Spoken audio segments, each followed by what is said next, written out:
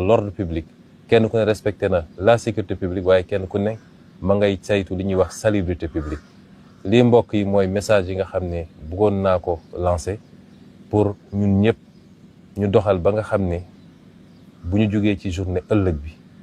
dinañu xam ni une nouvelle page s'est ouverte ñu dëgmal ci liggéey boobu nag yàlla may ñu ci ndam boo xam ne du loolu lu ñuy natable ñu ngi leen di gërëm di leen sant leen souhaiter une bonne activité du 8 novembre incha allah asalaamaaleykum wa rahmatullah.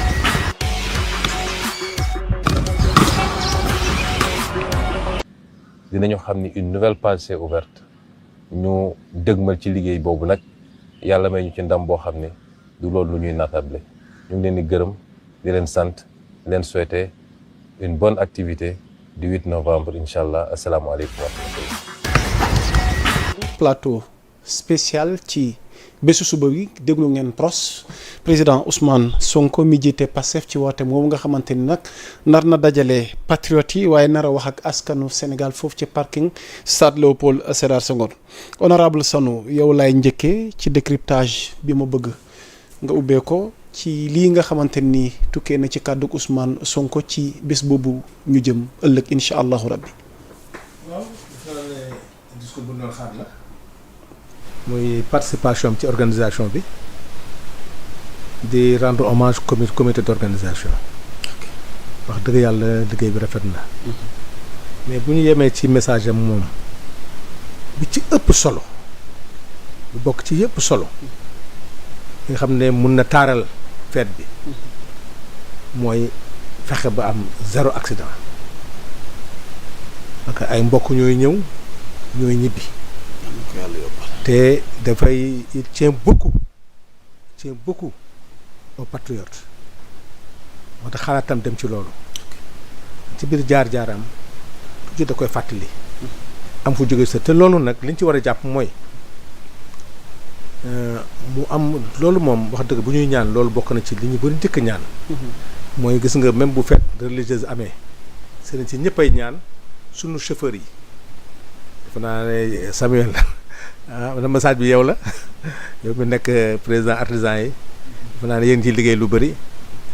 bés bi daal yéen ko mën a taaral te loolu nag sénégalais yi ci boppam man dafa mës a arrivé dama mës a dugg benn oto jóge Mbuur di ñëw waa ji daw ay xel mais mën na chauffeur bi dawal ndànk su accident amee rek car bi yëpp mën nañu amee ay sa làmmiñ bi finalement man mi wax prévention maa mujj a nekk musiba bi alors que li mu wax dafa ne ñi nekk ci biir oto yi bu ñu gisee chauffeur bi def loo xam ne jaaduwul jar na ñu warante ak moom bu ñu ci mënul dara bu ñu rombee poste police wala gendarmerie bi gën a jege ñu fexe ba def ko parce que ñoom rek moo tax invite boobu daal man bokk na ci li ma gën a farataal maanaam loolu rek moo mën a tax suñu fête bi li nga xam ne moom lañu beneen bi nag mooy lépp discipline ma ko lal nag boo xoolee li mu wax yëpp discipline la muy mbooloo moomu amul kenn ku ko mën a organiser ku nekk yegg sa bopp yaa mën a nekk organisateur xam lu jaadu ak lu jaaduwul fexe ba sànnu jonn ak doye mu mën a woote su ma tardé naa yem fi tardé yem parce que bés ba nag bésu président Ousmane Sonko na képp kuy woote kilifa war nga mën a teel a ñëw mais discipline bi gën a metti mooy ñëpp toog fexe ba doo am foo jàll parce que Samuel la rek mooy président des artisans moom ñu bu ko xalal te xam nga bu keroogee nit ñi ci coono boobu day indi problème loolu moo tax mu ne ku nekk rek yaa war a nekk organisateur bu keroogee parce que ñiy organiser aussi dañuy joxe seen bopp rek ñoo gën a sonn di nga gis wax kenn jaaral fii mu wax la musiba boo xam da ko dégg donc loolu bokk na ci li nga xam ne ci organisation bi teel a ñëw bi bu la wóoree na yow da nga war a bokk ci ñu war a organiser nga teel a ñëw mun a teel a toog parce que li gën a jafe mooy fekk Samuel bu toog ba pare ah nga ne yaa Moussa kaay toog ci place Samuel xam nga loolu aussi dafay jafe moo tax teel a ñëw bi baax na ci ñëpp ba pare nag bu xasee fees ñu xam ne fees na ñëpp toog l'essentiel foo mën a toog di nga dégg c'est vrai que ñëpp a koy bëgg a gis mais defe naa ne loolu bokk na beneen bi nag mooy fi Sénégal jëm mooy li mu wax na bu ñu paree bu fa benn salte des mais gëm naa si commission d'organisation bi ma gis ñu yor seen saak ku naan dugal ko ci mbuus yi ci saag yi dina wàññi mbalit mi avant le dimanche mais patriote yi ma gis gëm naa ne président dimanche na wax mais dama ragal ne samedi ci guddi sax balaa gaa yi ñibbi dinañ ko naan mais nag di ko masawu wane na jox na confiance sénégalais yi parce que ni mu génnee wootee sport defe naa loolu aussi ci la bokk mooy wane ne rek ak loo sonn ak loo mën a mel sport baax na ci gis naa tey xale yëpp uti bal ñi ngi uti blouson ñi commencé nañu jongle pour wax rek ne vraiment daal ñu ngi ñaan yàlla dem ci bismillah rahmaani rahim eggale ko ci alhamdulilah di rendre hommage à tous les patriotes à tous les sénégalais message bi ñuy déglu nag moom la sénégalais yëpp di xaar. docteur Ali Khoudia. La sortie du président Ousmane Sonko alors di ñaax xale yi parce que certainement rendre nañ ko fidèlement compte de engouement bi am ça fait presque une semaine parce que engouement bi mi ngi commencé jour bi mu defee déclaration ci la engouement bi commencé alors man ça me rappelle une semaine avant le grand magal de Touba wala trois jours ou 4 jours avant le grand magal de Touba man c'est ça que ça me rappelle honnêtement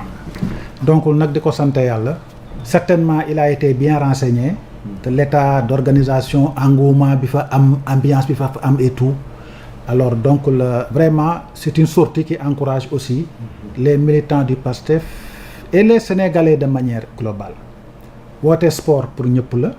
d'abord d'ailleurs c'est une politique que vise l'État dans les ministères dans tous les ministères dans toutes les directions générales il est prévu des salles de sport et des crèches pour les mamans allaitantes loolu vraiment c'est de très vieilles revendications yoo xam ne bokk na ci agenda état bi c'est bien que fonctionnaire bi su wàccee 17 heures dem dugg salle sport def sport après mu soog a ñibbi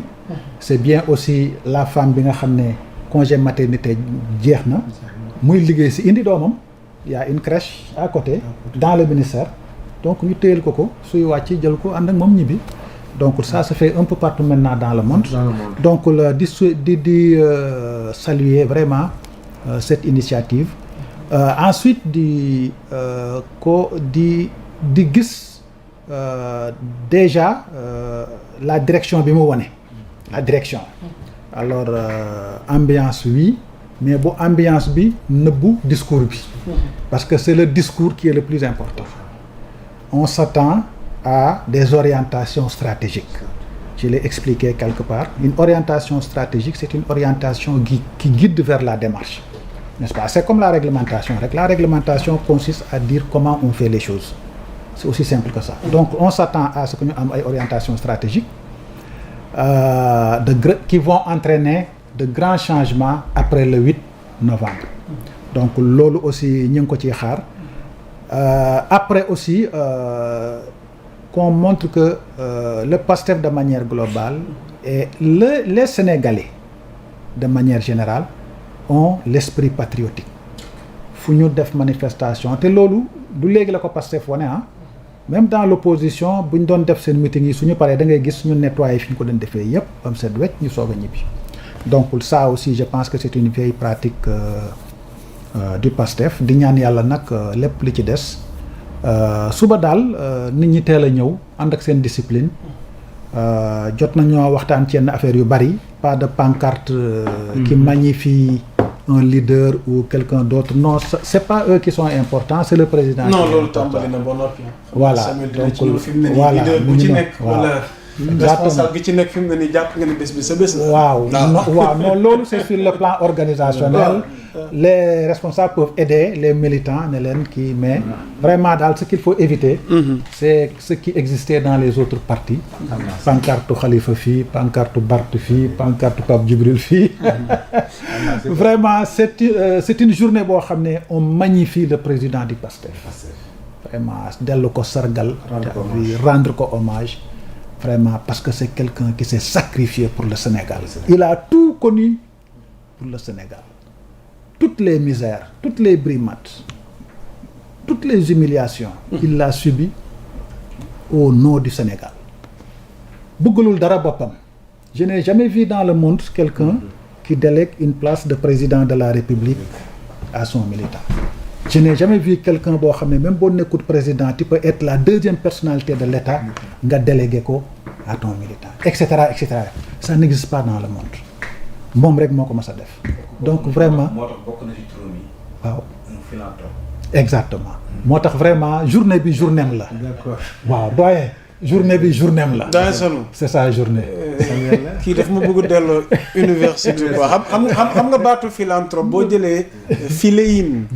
day dugg ci aimer day indi philia amour anthropos da lay jox l'homme donc un philanthrope naturellement il a l'amour de l'humain donc Sonko c'est un philanthrope bu ma fi def loo cours il est philanthrope voilà donc ça nous permet ñu jox la cadre mais après il faut ngeen waajal ma parce que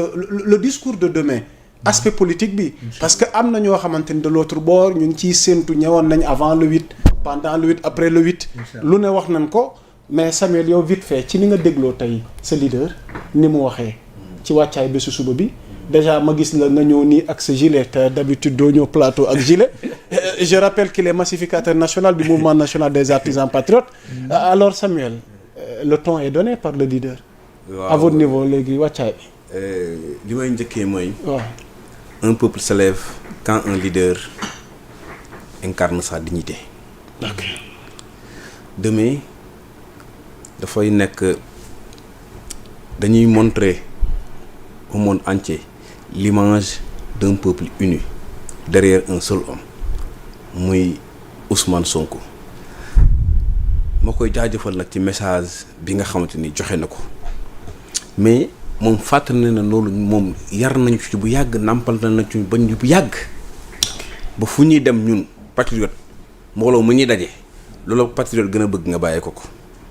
amul buuxante boo toogee sax gis patriote mu nekk situation yi critique nga jox ko mu toog du ñu xëccoo fu ñu taxaw baax na l'essentiel nañ ko dégg rek. nañ ko dégg loolu depuis ci Kër Massar la commencé boo xoolee mitinu Kër Massar bi. c'était débordé de monde mais amul woon benn débordement boo xoolee misinu parcelle bi ñu defoon kazalika naka noonu boo xoolee caravane yi nga xamante ni Ousmane Sonko dana ko def di ko traîner ci ay foule doo gis mukk patriote yi xiiroo wala ñuy ŋaayoo